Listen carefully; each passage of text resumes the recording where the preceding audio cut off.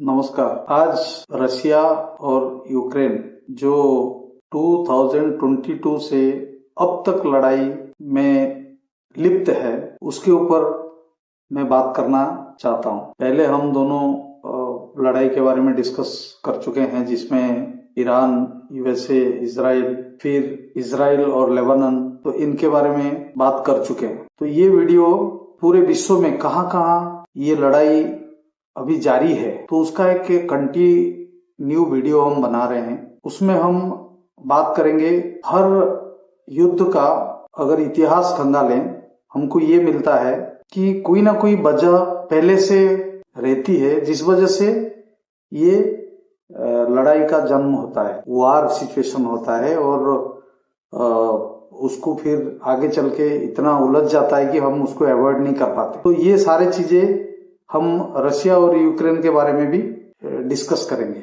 इसका क्या इतिहास है, किस वजह से ये लड़ाई इतने दिन से चल रहा है। सिर्फ 2022 से नहीं, उससे पहले, बहुत पहले तो हम नहीं कह सकते।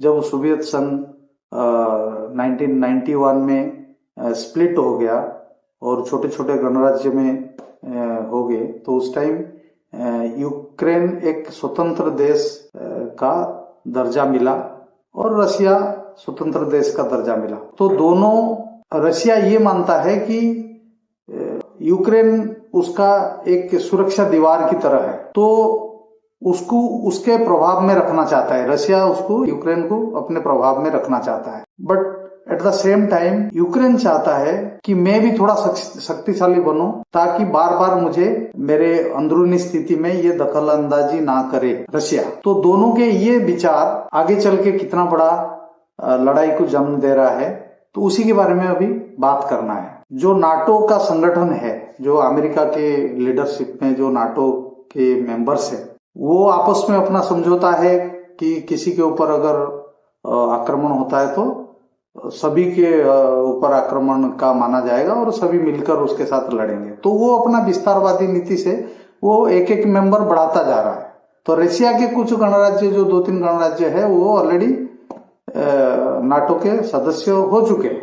बट यूक्रेन भी चाहता है, तो मैं अगर हो जाऊं तो मेरे ऊपर ये बड़ा भाई जो रशिया बैठा हुआ है, वो मेरे ऊपर कोई प्रभाव विस्तार नहीं कर सकता।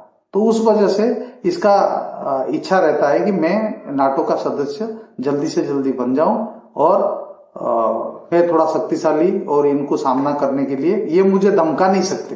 तो ऐसे उद्देश्य से यूक्रेन जो है नाटो का मेंबर बनना चाहता है। तो इसमें नाटो का भी प्रभाव होगा वहां पे।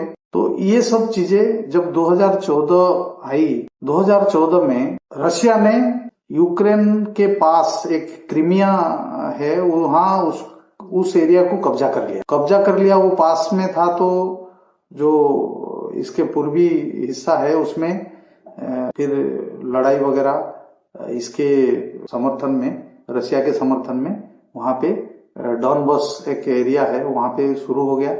तो थोड़ी सी जो है स्थिति अस्थिर हुई। ये 2014 की बात है। तो 14 से लेकर वो कन्फ्लिक्ट चलती गई। तो धीरे धीरे, मतलब समझ लो छोटे छोटे वार की तरह, लड़ाई की तरह वो चलता गया, क्योंकि रशिया का समर्थन था। तो ये इसको हमेशा प्रॉब्लम होता था, इसको मतलब वो हमेशा जो है उस कन्फ्लिक्ट में उलझा रहता था यूक्रेन। और वहां से जो नाटो, जो वेस्टर्न कंट्रीज है, वो भी कुछ वहां पे समर्थन करते थे यूक्रेन को। तो इस वजह से वहां पे ये लड़ाई जो है 7 साल लंबी हो गई और 7 साल तक चलती रही। तो चलने के बाद कुछ नाजी विद्रोहियों को लेकर यूक्रेन थोड़ा सा अपना ताकत बढ़ाने लगा था। तो इतने में जो है 20 फरवरी को 2022 को व्लादिमीर पुतिन ने उसके ऊपर आक्रमण कर दिया, यूक्रेन के ऊपर। तो यूक्रेन को ऑलरेडी समर्थन था, नाटो का समर्थन था। तो से मतलब सोल्जर्स, मतलब जो भी इक्विपमेंट्स है और पैसे है, वो सब चीजें, सपोर्ट तो पहले से नाटो से था। तो वो उसका डटकर सामना किया। तो सामना करके वो अच्छा उसको एक जवाब दे पा रहा था। तो रशिया भी काफी नुकसान किया। मतलब ये वार में आपस में दोनों तरफ से वार हुआ, होने के बाद काफी नुकसान हुआ। तो अगर हम इसको एक विश्लेषण करें तो 1.5-2 लाख सोल्जर रशिया की तरफ से भी ये मारे गए होंगे, और इसके तरफ से भी, यूक्रेन की तरफ से भी 1-1.25 लाख सोल्जर्स। फिर सिविलियंस भी 20-30 हजार सिविलियंस, जिनका डायरेक्ट कॉन्फ्लिक्ट से कोई लेना देना नहीं है, वो भी मरे हैं। और कई सारे रिफ्यूजी प्रॉब्लम भी शुरू हो गया, मतलब लोग घर छोड़कर पलायन करने लगे। तो वो भी संख्या कम नहीं है, वो भी लगभग 1 करोड़ रिफ्यूजी जो है पलायन किए हुए हैं। तो सारा चीजें जो है एक संकट ही है। उसमें सबसे बड़ा संकट होता है कि आर्थिक संकट आ जाता है। तो आर्थिक संकट में जो यूक्रेन सबसे बड़ा गेहूं का एक्सपोर्टर था, तो उसका गेहूं की एक्सपोर्ट भी प्रॉब्लम हुआ।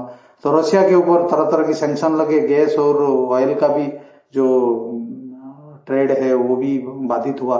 तो ऐसे जो लड़ाई बढ़ती गई, सिर्फ जबकि एक स्वतंत्र देश है, स्वतंत्र देश का सीमा हम पड़ोसी देश जो है उसको सुरक्षित रहना नहीं देता है, तो नहीं देता है, तो वो अपना कमजोर जो रहता है, तो वो अपना शक्ति जो है अपने बढ़ाने में, जो पावर बढ़ाने में दूसरे की मदद लेता है। दूसरे की मदद लेने के बाद दूसरा भी कुछ उससे कुछ ना कुछ चाहते हैं।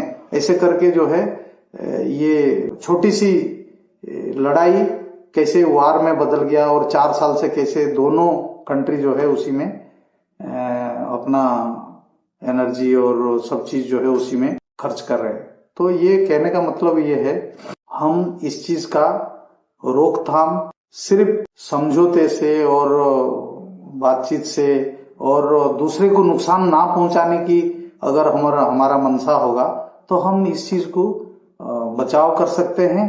और जो नागरिक है वो शांति से उस देश में अपना अच्छे जीवन शैली के साथ, एक उन्नत जीवन शैली के साथ, अच्छी हवा, शुद्ध सारे जो संसाधन है उसका प्रॉपर यूज कर सकते हैं, और एक शांति और भाईचारा से रह सकते हैं। बट ऐसा कभी नहीं हुआ, जितने भी हुए, चाहे प्रथम विश्व युद्ध हो, दूसरे विश्व युद्ध हो, तो हम कहीं ना कहीं एक ग्रुप बना के हम एक दूसरे से लड़ते हैं। तो हमारा उद्देश्य यही है कि क्या ये चीजें हम लोगों से अवॉइड नहीं हो सकता। जो नेतृत्व है वो इस चीज के बारे में, क्या इतने बड़े समुदाय को का नेतृत्व करते हैं, क्या वो नहीं जानते हैं? तो इसका स्थायी समाधान हम लेके आए। बड़े बड़े देश जिनको बड़ी एक्सपीरियंस है, उन्होंने वार से काफी कुछ सीखा है, नुकसान भी झेला है, जो भी हुआ है। और सबसे पहले तो जान मान का नुकसान होता है। तो मतलब हम चलते हैं कि मतलब हम जीत कर शांति में रहेंगे, हम रहेंगे नहीं तो शांति कहाँ से आएगा। तो ये चीजें हमारी सोच परिवार से लेकर देश तक अगर मजबूत हो, तो हम एक मजबूत समाज की स्थापना कर सकते हैं। और इसी के साथ हम वीडियो काफी लंबी हो रही है, तो उसमें हम यहीं पे अपने मतलब वीडियो समाप्त करते हैं। अगर आपको अच्छा लगा प्लीज आप इसको लाइक करिए, अगर अच्छा लगा सब्सक्राइब करना ना। धन्यवाद।